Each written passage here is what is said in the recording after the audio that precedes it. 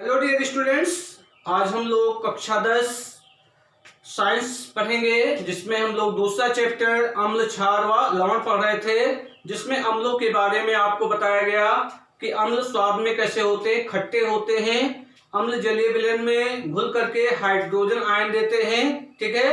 ये प्रबल संक्षारक होते हैं, ठीक है। ये ठोस द्रव गैस किसी भी अवस्था में पाए जा सकते हैं। और ये अम्ल का जो प्रमुख गुण है कि ये नीले लिटमस पेपर को क्या कर देता है, लाल कर देता है। तो यहाँ एक शब्द आ रहा है लिटमस पेपर, है ना। तो लिटमस जो होता है ये प्राकृतिक सूचक का कार्य करता है। सूचक मतलब अम्ल और क्षार को पहचानने का कार्य करता है, ठीक है। या कह सकते हैं अम्ल और क्षार को पहचानने वाले पदार्थ की सूचना देता है, ठीक है। तो लिटमस का जो विलयन है ये जल में घुल जाता है। तो लिटमस जो विलयन है ये बैगनी रंग का रंजक होता है। लिटमस जो होता है ये बैगनी रंग का क्या है, रंजक है। ये सूचक के रूप में उपयोग किया जाता है, ठीक है। सूचक क्या होते हैं कि वह पदार्थ जो विलयन के अम्लीय व क्षारीय गुण की सूचना देते हैं। लिटमस जो है ये प्राकृतिक सूचक है। ये प्राकृतिक सूचक क्या होता है कि वह पदार्थ जो सूचना प्रदान करते हैं, किसकी सूचना प्रदान करते हैं, अम्ल और क्षारक के गुण की सूचना देते हैं। कि वे पदार्थ जो विलयन के अम्लीय तथा क्षारीय गुण की सूचना देते हैं क्या कहलाते हैं, सूचक कहलाते हैं, ठीक है। तो लिटमस विलयन ना तो अम्लीय होता ना तो क्षारीय होता है। ये बैगनी रंग का क्या है, रंजक है। लिटमस जो होता है बैगनी रंग का रंजक होता है, जो थैलोफाइटा समूह के रसायन विज्ञान में उसमें बॉटनी में आप पढ़ेंगे थैलोफाइटा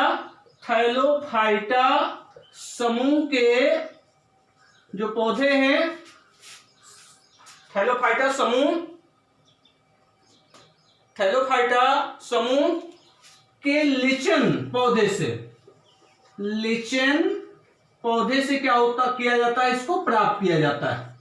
लिचन नामक पौधे से इसको क्या करते हैं, प्राप्त करते हैं, ठीक है। ध्यान रखिएगा लिटमस क्या होता है, बैगनी रंग का रंजक है। ये प्राकृतिक सूचक का कार्य करता है, अम्ल या क्षार के गुण की सूचना प्रदान करता है, ठीक है।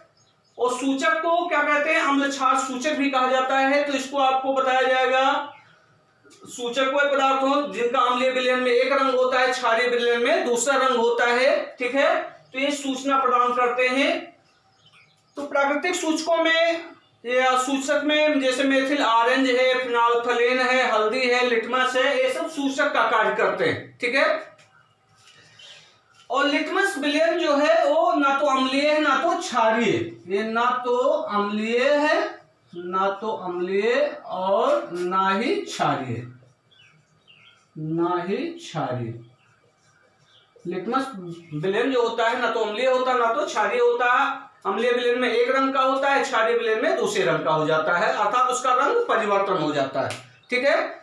तो सूचक जब पढ़ाया जाएगा तो उसमें आपको विस्तृत रूप से बताया जाएगा, ठीक है। तो यहाँ लिटमस केवल इतने जानना है कि लिटमस ये जल में घुलनशील होता है, ठीक है। और लिटमस विलयन जो होता है बैगनी रंग का रंजक है, ठीक है।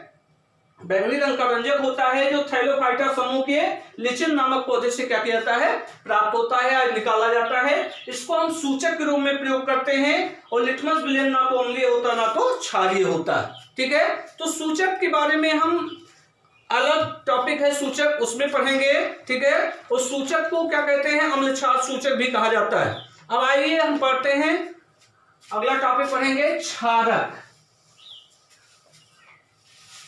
अगला टॉपिक पढ़ते हैं क्षारक। क्षारक क्या होते हैं, जिनको क्या कहा जाता है, बेस कहा जाता है, ठीक है। कि वे पदार्थ जो जल में घुल करके हाइड्रोक्सिल आयन देते हैं। कौन सा आयन देते हैं, OH नेगेटिव आयन देते हैं, क्या कहलाते हैं, क्षारक कहलाते हैं। कि वे पदार्थ जो जल में घुल करके क्या करते हैं, हाइड्रोक्सिल आयन देते हैं, क्षारक कहलाते हैं। और क्षारक जो है लाल लिटमस पेपर को क्या कर देते हैं, नीला कर देते हैं। लाल लिटमस पेपर को कैसा कर देते हैं, नीला कर देते हैं, ठीक है।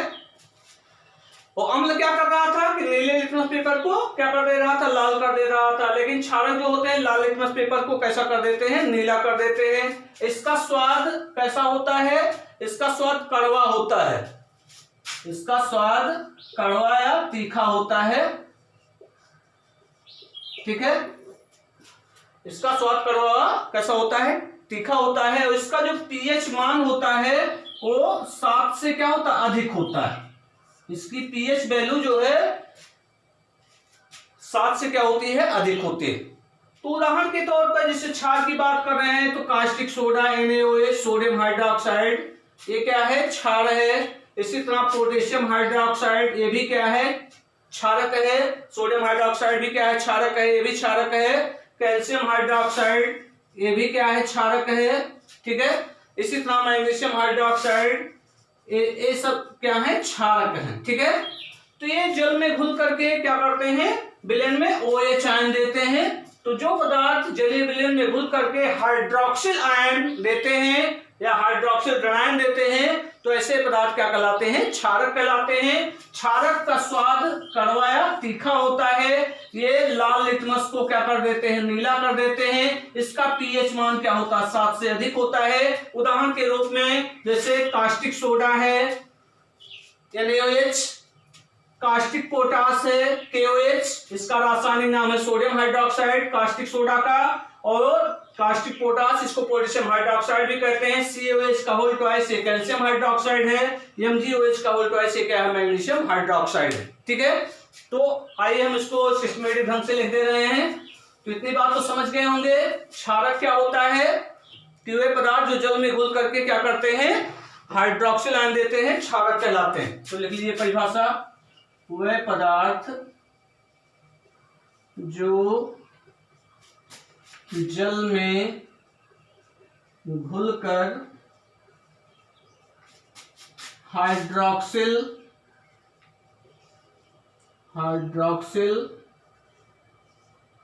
आयन OH नेगेटिव आयन देते हैं, क्षारक कहलाते हैं, क्षारक कहलाते हैं। क्या कहलाते हैं, क्षारक कहलाते हैं, ठीक है। क्या कहलाते हैं, क्षारक कहलाते हैं।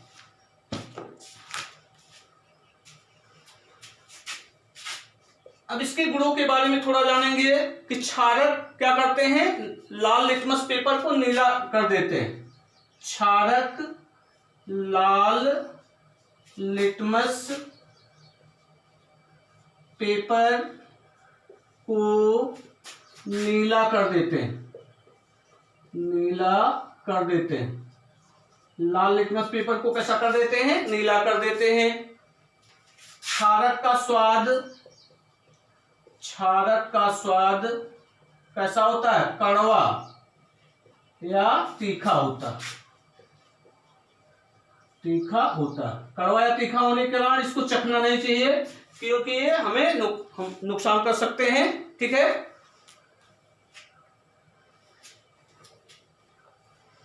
तो इसका स्वाद तीखा या जलन उत्पन्न करने वाला होता है, ठीक है। हानिकारक होने के कारण इसको हमें चखकर नहीं देखना चाहिए, ठीक है। क्षारक क्या होते हैं, जल में विलीय होते हैं। क्षारक जल में विलीय होते हैं। अम्ल भी जल में क्या होते हैं, विलीय होते हैं। अगला है इसका पीएच मान, इसका पीएच मान 7 से अधिक होता है। इसका पीएच मान क्या होता है, 7 से अधिक होता है। क्षारक का पीएच मान क्या होता है, 7 से अधिक होता है, ठीक है। और इसमें गुण है कि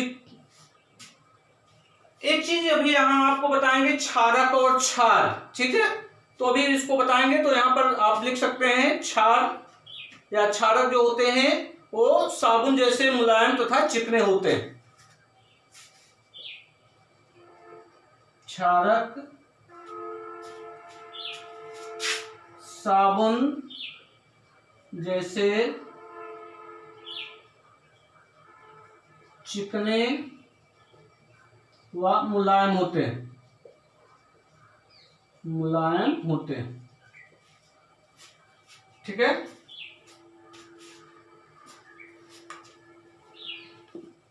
प्रबल क्षार भी संक्षारक होते हैं, प्रबल क्षार भी संक्षारक होते हैं, संक्षारक होते हैं।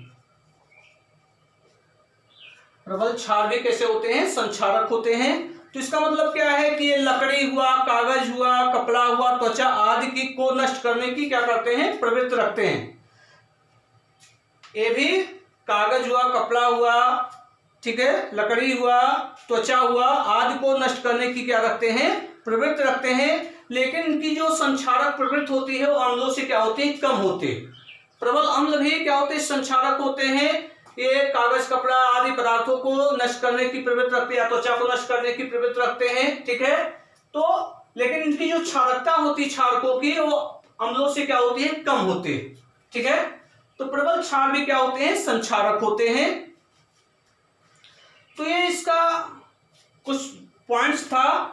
उदाहरण के तौर पर एग्जाम्पल कुछ क्षारकों के उदाहरण आपको दे रहे हैं, जैसे कास्टिक सोडा।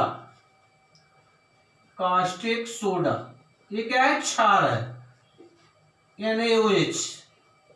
इसको कहते हैं सोडियम हाइड्रोक्साइड भी कहते हैं, रासायनिक नाम इसका है। इसी तरह कास्टिक पोटास, कास्टिक पोटास ये भी क्या है? क्षारक है, KOH। Calcium hydroxide, calcium hydroxide CaOH का होल ट्वाइस। इसी तरह मैग्नीशियम हाइड्रोक्साइड MaMgOH का होल ट्वाइस आदि सब क्या है? क्षारक है। ठीक है। अब यहां देखिए क्षार के प्रकार, क्षार के प्रकार, क्षार के प्रकार। तो यहां अंतर आपको ध्यान रखना है कि क्षार और क्षारक में क्या अंतर होता है। ठीक है। तो यहां प्रकार के माध्यम से हम आपको बता रहे हैं। तो हेडिंग बना दे रहे हैं क्षार के प्रकार। क्षार के प्रकार क्या होगा कि जल में घुलनशीलता के आधार पर इसे दो भागों में विभाजित किया गया है। जल में घुलनशीलता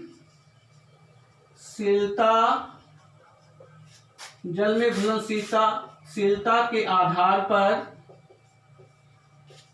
इसे दो भागों में बांटा जा सकता कि जल में घुलनशील होने के आधार पर इसको क्या किया जा सकता है? दो भागों में बांट सकते हैं। तो पहला क्या होगा? क्षार नाम दे रहे हैं क्षार। क्षार क्या होता है कि जल में घुलनशील होते हैं। जल में घुलनशील क्षारक क्या होते हैं? क्षार कहलाते हैं। ठीक है।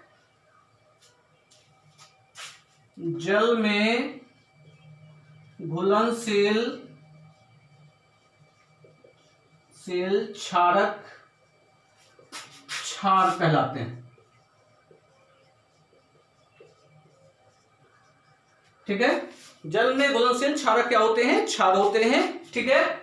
और दूसरा है क्षारक। दूसरा क्या है? क्षारक है।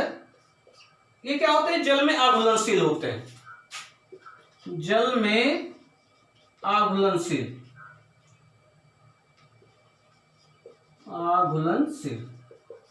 कि जल में अघुलनशील क्षारक, क्षार को अंग्रेजी में कहते हैं एल्कली, और इसको कहते हैं बेस। ठीक है।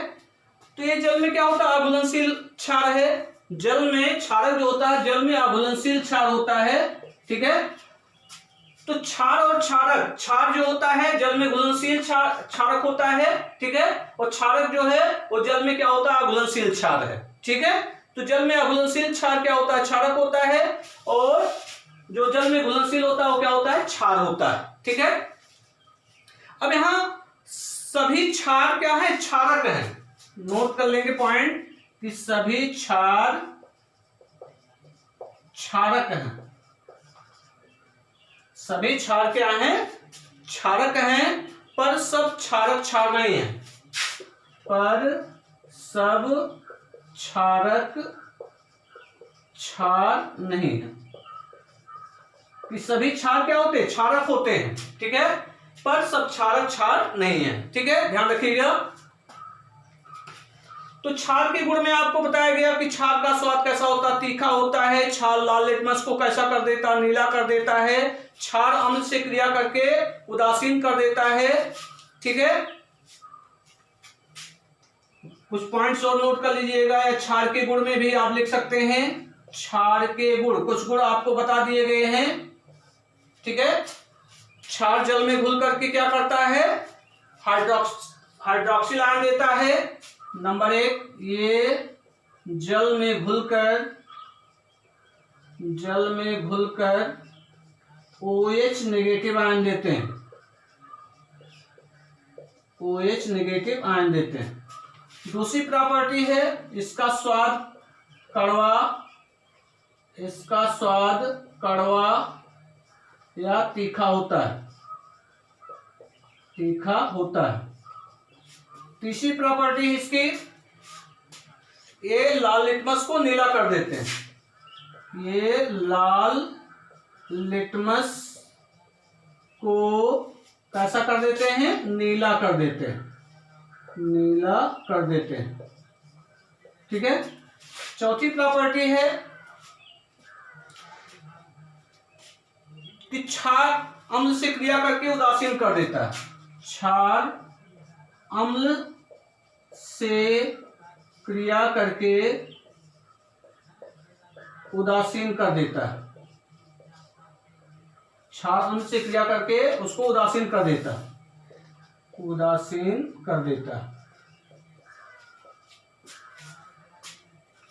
देखिए, अगर अम्ल है, अम्ल में आप जल तुरंत मिलाएंगे तो उष्मा उत्पन्न होगी, विस्फोट भी हो सकता है क्योंकि बहुत तेजी से उष्मा निकलती है।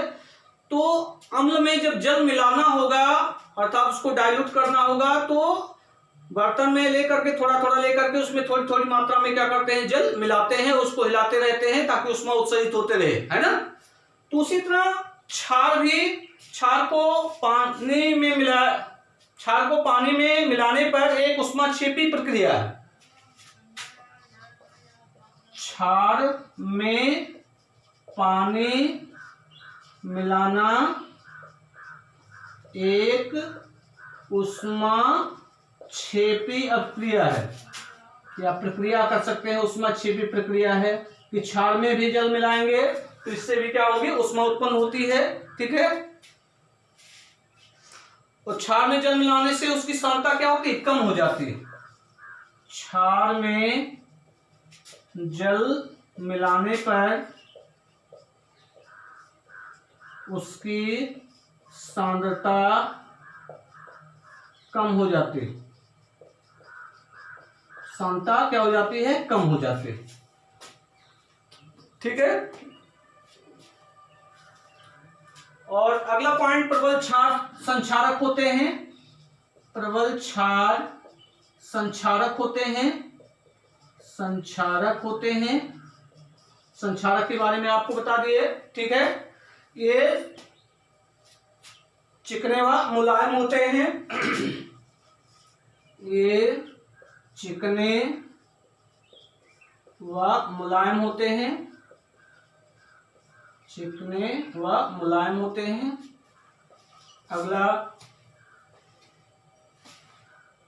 अगला कह सकते हैं ये जल में क्या होते हैं? विलीय होते हैं। ये जल में विलीय हैं, ठीक है। ये जल में क्या है? विलीय हैं। तो ये 8-9 गुण हो गए, ठीक है, बहुत है इतना। तो मेन पॉइंट जो था आपको बता दिया गया। इसी क्रम में हम आगे देखेंगे अम्लों की धातुओं से अपक्रिया। अम्लों की धातुओं से अपक्रिया।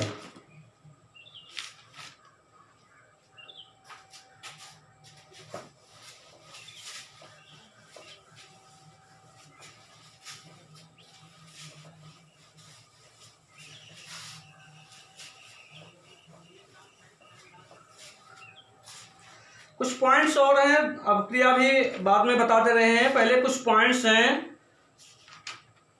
इसमें अम्ल और क्षार की परिभाषा है कुछ वैज्ञानिकों के अनुसार। तो अम्ल तथा क्षार, आर्हेनियस के अनुसार अम्ल और क्षार की परिभाषा क्या है? आर्हेनियस, थोड़ा इंक खत्म हो गया है, इसको फिल कर लें। आर्हेनियस के अनुसार अम्ल और क्षार क्या होते हैं?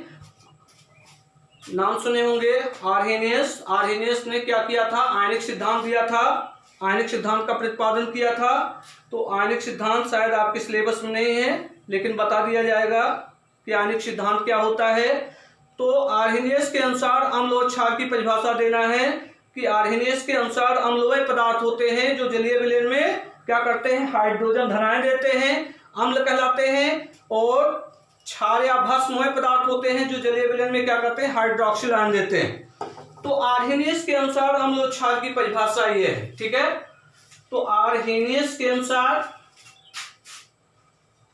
आर्हेनियस के अनुसार, आर्हेनियस के अनुसार अम्ल, आर्हेनियस के अनुसार अम्ल क्या होता है या एसिड किसे कहते हैं? तो कुछ वैज्ञानिक हैं, उनके नाम, उनके अनुसार अम्ल क्या होता है, क्षार क्या होता है, ठीक है। तो आर्हेनियस के अनुसार अम्ल क्या होता है कि वह पदार्थ जो जलीय विलयन में हाइड्रोजन धनायन देते हैं, वह पदार्थ जो जलीय विलयन में हाइड्रोजन धनायन देते हैं, अम्ल कहलाते हैं। आर्हेनियस के अनुसार क्या कहलाते हैं? अम्ल कहलाते हैं। या इस तरह भी कह सकते हैं वे पदार्थ जो जल में घुल करके क्या करते हैं? हाइड्रोजन धनायन देते हैं, अम्ल कहलाते हैं, ठीक है। तो ये आर्हेनियस के अनुसार अम्ल की परिभाषा है। तो इसमें हम उदाहरण दे रहे हैं, जैसे उदाहरण के तौर पर HCl हो जाएगा, नाइट्रिक अम्ल होगा, HNO3 हो जाएगा, एस्टिक एसिड होगा, CH3, COOH आदि, ये सब क्या है? अम्ल है, ठीक है। तो उदाहरण के तौर पर जैसे एस्टिक एसिड को जल में मिलाया जा रहा है तो CH3COOH, यहाँ AQ लिख दे रहा है, दिया जा रहा है। AQ मतलब एकाकुअस होता है जलीय विलयन, इसका मतलब हुआ एस्टिक एसिड का जलीय विलयन। AQ का मतलब होता है एकाकुअस, तो इसका अर्थ होता है जलीय विलयन। तो किसका जलीय विलयन है? एस्टिक एसिड का जलीय विलयन है। इसका मतलब एस्टिक एसिड को जल में मिलाया गया है, ठीक है। तो एस्टिक एसिड के जलीय विलयन में ये क्या होगा? ये उत्क्रमणीय अपक्रिया है, तो ये क्या होगा? हाइड्रोजन आयन देगा विलयन में और एसीटेट आयन देता है। तो ऋणायन के रूप में acetate ion CH3COO negative ion, और ये हाइड्रोजन आयन देगा। ये भी क्या होगा? विलयन में ही होगा। विलयन में क्या करते हैं? एसीटेट आयन देते हैं और हाइड्रोजन धनायन दे रहे हैं। तो ये हाइड्रोजन धनायन दे रहा है, तो इसका मतलब अम्ल है ये, ठीक है। इसी तरह HCl की बात की जाए, HCl को जल में मिलाया जा रहा है, तो जल में मिलाएंगे तो ये हाइड्रोजन आयन और क्लोराइड आयन में क्या होगा? छूट जाएगा। तो इसमें ये हाइड्रोजन आयन विलयन में हाइड्रोजन आयन देगा और क्लोराइड आयन देता है। विलयन में हाइड्रोजन आयन और क्या करते हैं? क्लोराइड आयन देते हैं। इसी तरह नाइट्रिक एसिड का विलयन है, तो नाइट्रिक एसिड का विलयन होगा तो ये विलयन में क्या करेगा? हाइड्रोजन आयन देगा और नाइट्रेट आयन देगा। तो हाइड्रोजन आयन विलयन में देगा AQ और नाइट्रेट आयन भी विलयन में देगा AQ, ठीक है। तो ये सब विलयन में कौन सा आयन उत्पन्न कर रहे हैं? देख रहे हैं यहाँ हाइड्रोजन आयन उत्पन्न कर रहा है, ये भी हाइड्रोजन आयन उत्पन्न कर रहा है, ये भी हाइड्रोजन आयन उत्पन्न कर रहा है। तो विलयन में हाइड्रोजन आयन दे रहे हैं, तो ये क्या होंगे? अम्ल कहलाते हैं, ठीक है। अब आइए क्षार भस्म पे आ जाते हैं, क्षार पे। तो आर्हेनियस के अनुसार अम्ल वे पदार्थ हैं जो जलीय विलयन में क्या करते हैं? हाइड्रोजन धनायन देते हैं। अब अगला है भस्म, इसी को कहते हैं क्षार, एल्कली, ठीक है। कि क्षार वे पदार्थ हैं जो जलीय विलयन में OH नेगेटिव आयन देते हैं। वह पदार्थ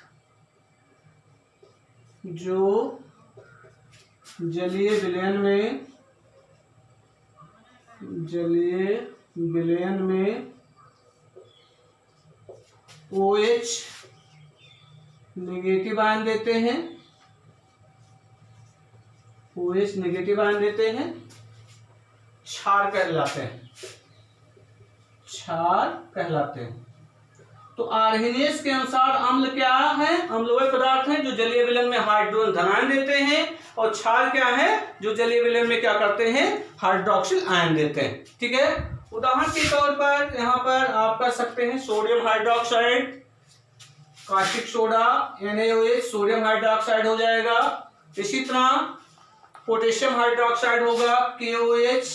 इसी तरह बेरियम हाइड्रोक्साइड BaOH का whole twice, barium hydroxide, ammonium hydroxide NH4OH आदि, ये सब क्या है? क्षार है।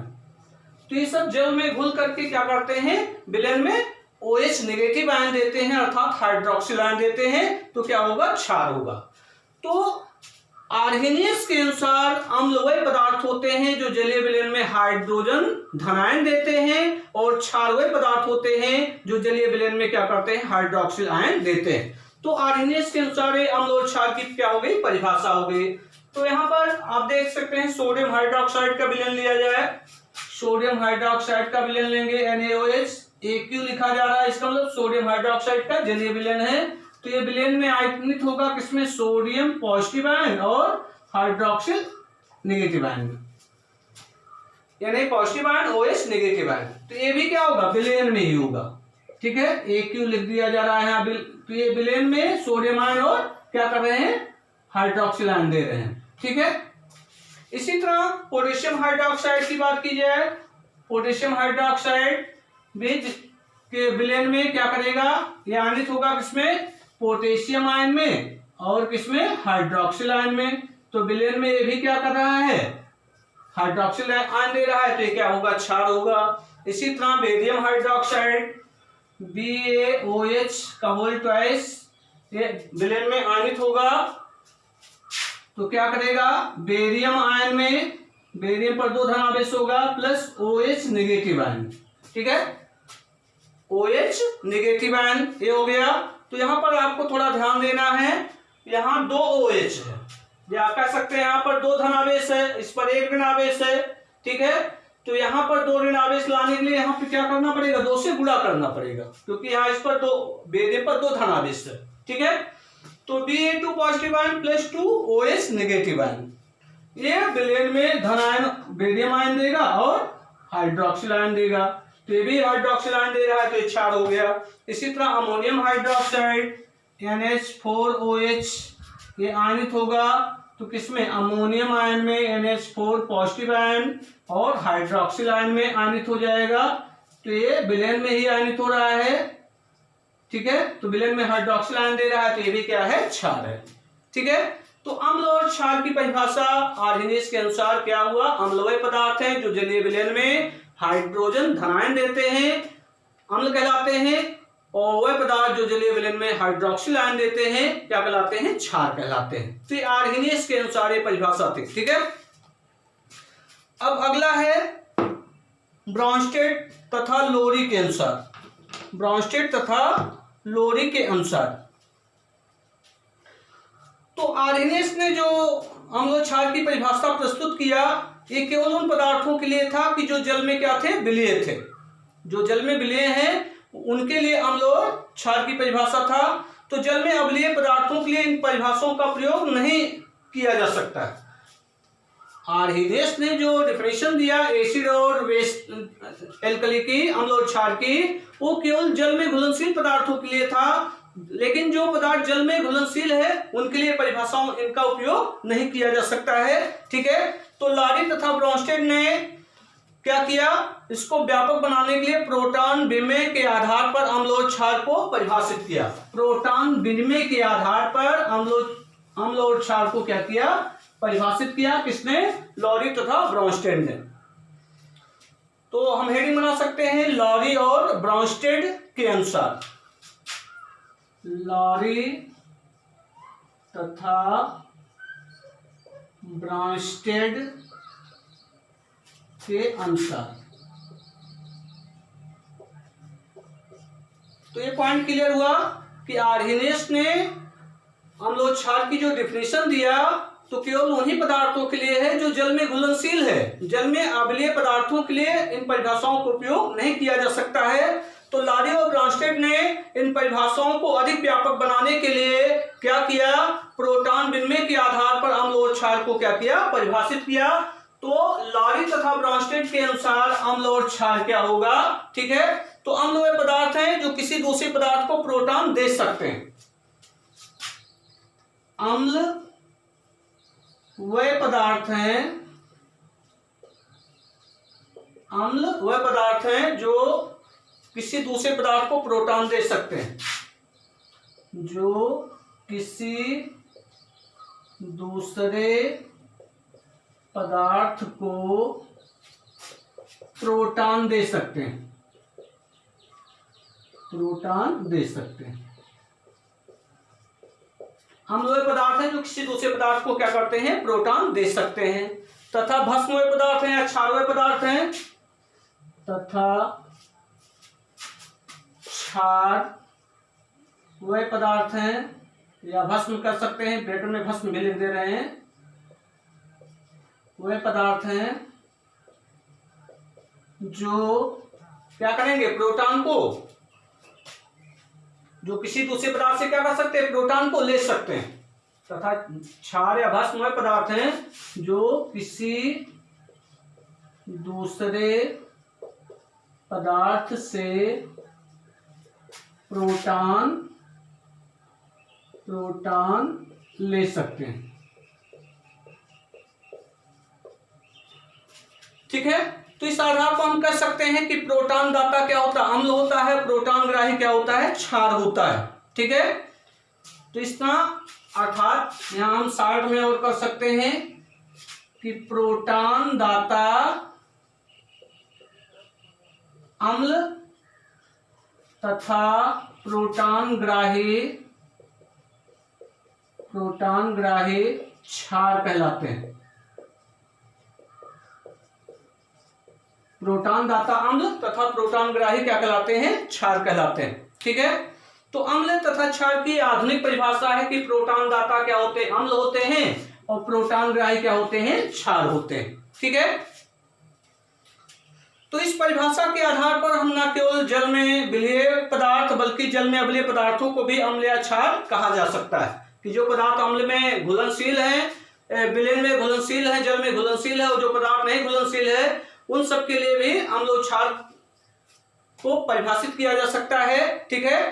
तो इस परिभाषा के आधार पर न केवल जल में विलेय पदार्थ बल्कि जल में अम्लीय पदार्थों को भी अम्ल या भस्म कहा जा सकता है। जैसे फिनाल अम्लीय व पिरिडिन भास्मिक है, फिनाल जो है अम्लीय और पिरिडिन क्या है, भास्मिक है, ठीक है। इस परिभाषा के आधार पर न केवल उदासीन अणुओं को बल्कि आयनों को भी अम्ल क्षार कहा जा सकता है। तो अभी एक एक करके आप देख सकते हैं। तो यहां हम उदाहरण दे रहे हैं। तो ब्रांस्टेड तथा लोरी के अनुसार अम्ल और क्षार क्या होगा कि प्रोटॉन दाता क्या होता है, अम्ल होता है, प्रोटॉन ग्राही क्या होता है, क्षार होता है। तो उदाहरण के तौर पर जैसे HCl है, HCl को क्या किया जा रहा है, जल में घोला जा रहा है। तो ये जल को हाइड्रोजन आयन प्रदान करता है। ध्यान लिख दे रहे हैं, HCl को जल में घोलने पर H2O को हाइड्रोजन आयन प्रदान करता है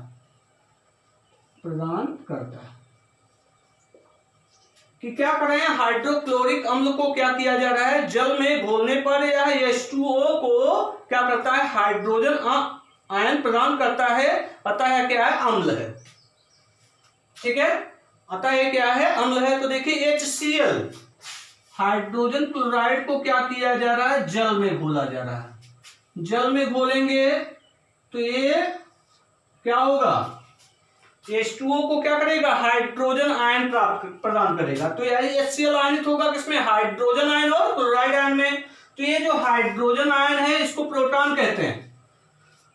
तो थोड़ा सा यहां समझ लीजिए आप, जैसे हाइड्रोजन का परमाणु क्रमांक 1 होता है, ठीक है, तो इसके बाह्य कोश में 1 इलेक्ट्रॉन होंगे। तो ये परमाणु का हाइड्रोजन परमाणु का नाभिक हो गया, इसके बाह्य कोश में 1 इलेक्ट्रॉन है। तो ये हाइड्रोजन आयन में कब परिवर्तित होगा, जब ये बाह्य कोश के इलेक्ट्रॉन को क्या करेगा, त्याग कर देगा। तो बाह्य कोश का इलेक्ट्रॉन जब त्याग कर देगा तो यहाँ पर नाभिक केवल बचेगा, परमाणु का नाभिक, तो इसमें प्रोटॉन और न्यूट्रॉन होते हैं। तो इसका जो आवेश होगा, धन आवेश होगा, किसके कारण होगा, प्रोटॉनों के कारण होगा, क्योंकि इलेक्ट्रॉन क्या हो गया, निकल गया। तो 1 इलेक्ट्रॉन निकल रहा है तो 1 धन आवेश आ रहा है, ठीक है। तो ये क्या है, हाइड्रोजन आयन को क्या कहते हैं, प्रोटॉन भी कहा जाता है। तो देखिए, तो ये H2O हाइड्रोजन आयन को ग्रहण करेगा तो ये हाइड्रोनियम आयन किसमें बदल जा रहा है, हाइड्रोनियम आयन में बदल जा रहा है।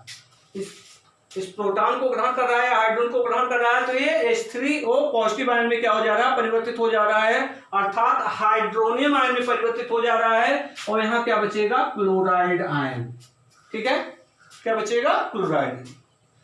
इसी तरह ये H3 को जल में घोलने पर तो ये दे रहे हैं HCl, H2O को हाइड्रोजन आयन प्राप्त प्रदान कर रहा है। तो अतः HCl क्या है, अम्ल है, अतः HCl अम्ल है, ठीक है। दूसरा एग्जांपल हम दे रहे हैं NH3 का दे रहे हैं। NH3 को जल में घोलने पर यह H2O से हाइड्रोजन आयन ग्रहण कर लेता है।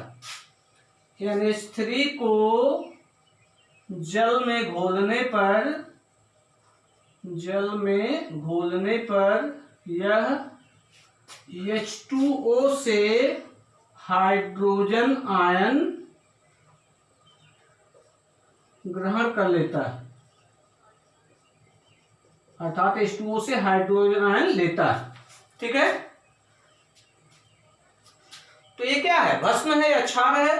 तो देखिए NH3 को क्या किया जा रहा है, जल में घोला जा रहा है, प्लस H2O। तो H2O आयनित होगा किसमें, हाइड्रोजन आयन और हाइड्रोक्सिल आयन में। तो ये हाइड्रोजन आयन और हाइड्रोक्सिल आयन में आयनित होगा। तो हाइड्रोजन आयन को NH3 क्या करेगा, एब्जॉर्ब कर लेगा, ग्रहण कर लेगा। तो NH3 है तो एक हाइड्रोजन आयन जुड़ेगा इसमें, तो किसमें परिवर्तित हो जाएगा, NH4 पॉजिटिव आयन में, प्लस OH नेगेटिव आयन बचा, ठीक। तो ये NH3 H2O से एक हाइड्रोजन आयन ग्रहण कर रहा है, तो ये क्या होगा, क्षार होगा। अतः NH3 क्षार है, अतः NH3 क्षार या भस्म, ठीक। तो इस आधार पर न केवल हम जल में विलेय पदार्थ बल्कि जल में अम्लीय पदार्थों को भी अम्ल या भस्म कह सकते हैं, ठीक है। तो इसी तरह अगला उदाहरण है,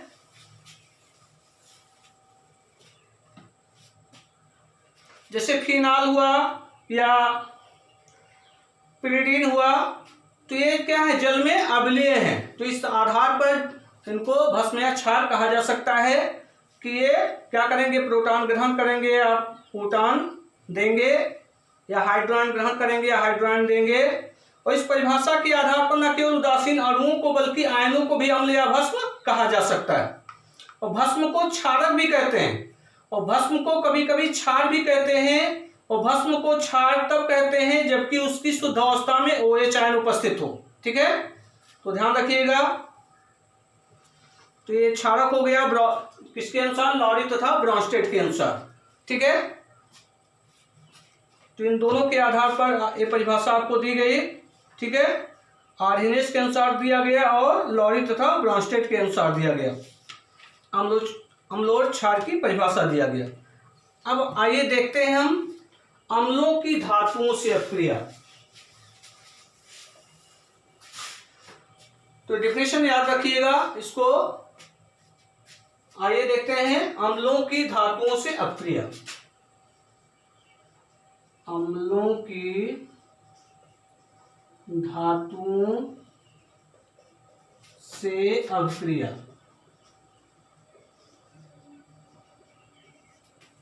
अम्लों की धातुओं से अपक्रिया।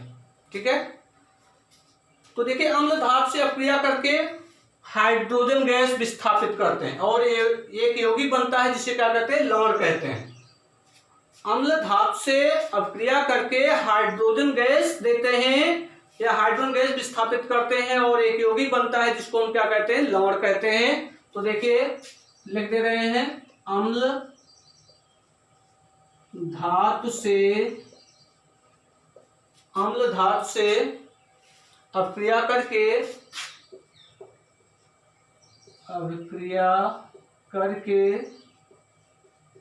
हाइड्रोजन गैस विस्थापित करते हैं या हाइड्रोजन गैस देते हैं तथा एक यौगिक बनता है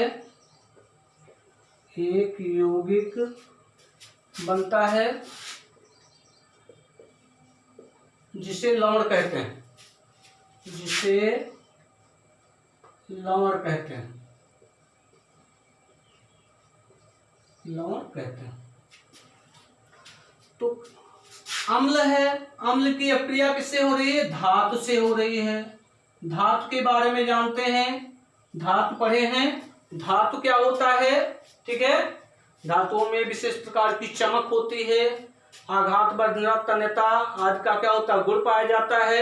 इलेक्ट्रॉन त्यागने की क्या होती है, प्रवृत्ति होती है। ठीक है, तो वे पदार्थ जो इलेक्ट्रॉन त्याग कर धनायन बनाने की प्रवृत्ति रखते हैं क्या कहलाते हैं, धातु कहलाते हैं। तो अम्ल धातु से अपक्रिया करके क्या बनाता है, लवण बनाता है और हाइड्रोजन गैस। ठीक, आइए एग्जाम्पल देखते हैं।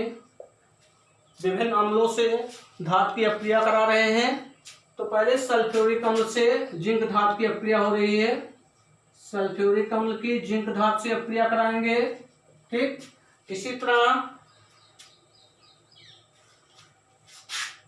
हाइड्रोक्लोरिक अम्ल की जिंक धातु से क्रिया कराएंगे। ठीक, इसी तरह एस्टिक एसिड की CH3COOH सिरका जिसको कहा जाता है एस्टिक एसिड की भी क्रिया किससे कराएंगे, जिंक धातु से कराएंगे।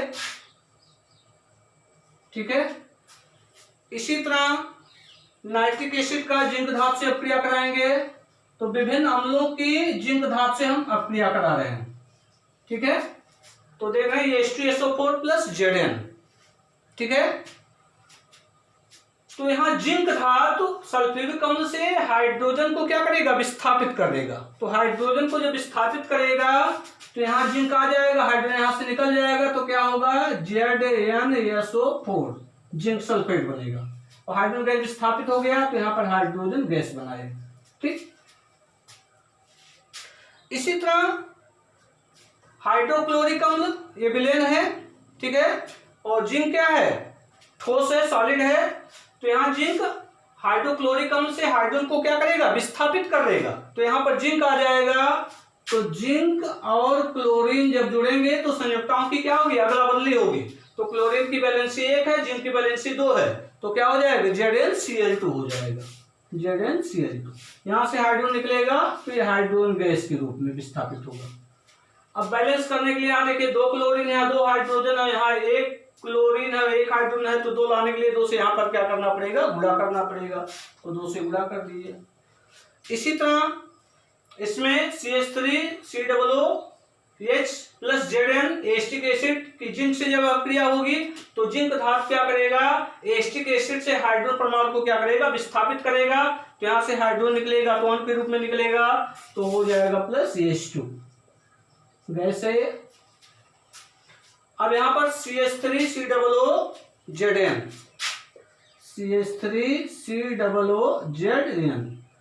तो देख रहे हैं ये दोनों जुड़ रहे हैं। तो संयुक्ताओं की क्या करेंगे, अदला बदली करेंगे। तो एसीटेट पर 1 नेगेटिव चार्ज होता है, जिंक पर 2 पॉजिटिव चार्ज होता है।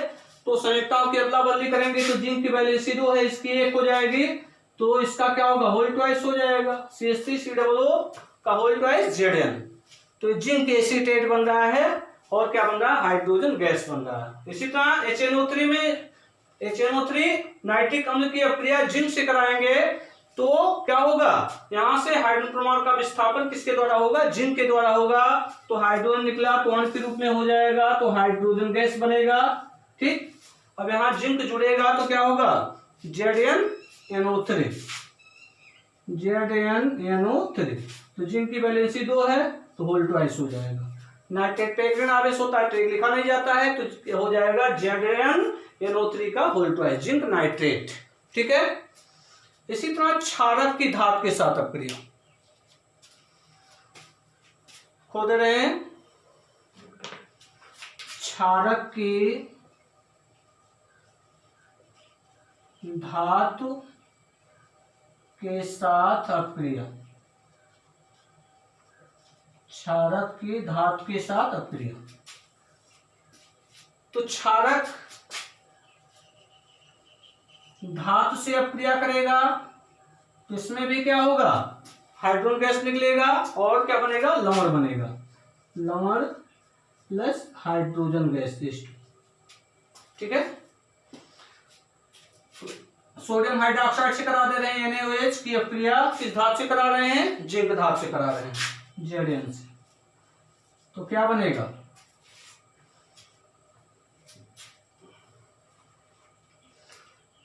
तो NaOH की अपक्रिया जिंक धातु से कराएंगे तो बनेगा सोडियम जिंकेट बनता है, Na2ZnO2, यहां से हाइड्रोजन को विस्थापित करेगा तो Na2ZnO2। ठीक है, sodium zincate plus H2 hydrogen gas. ठीक है। इसी तरह धातु कार्बोनेट तथा धातु हाइड्रोजन कार्बोनेट की अम्ल के साथ अपक्रिया,